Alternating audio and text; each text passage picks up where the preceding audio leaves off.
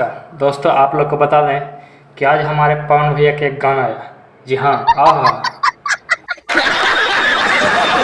आरा की हवेली एकदम एवन। जी हाँ, अगर बात करें गाना के तो गाना में कोई दम नहीं है, जिसके कारण से व्यूज बहुत ही डाउन गया है।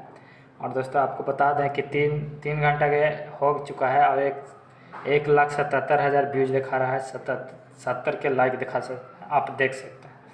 अब चलिए आप बात करते हैं कि यह गाना क्यों नहीं ज़्यादा रिस्पांस मिल रहा है लोगों को। तो आपको बता दें कि वीडियो क्वालिटी बहुत मस्त है, लेकिन उसमें जो गाना गाया गया है वो सुनने में कोई अच्छा नहीं लग रहा है।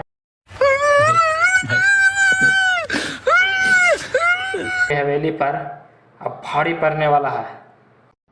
बाप को भेज, तेरे बस की बात।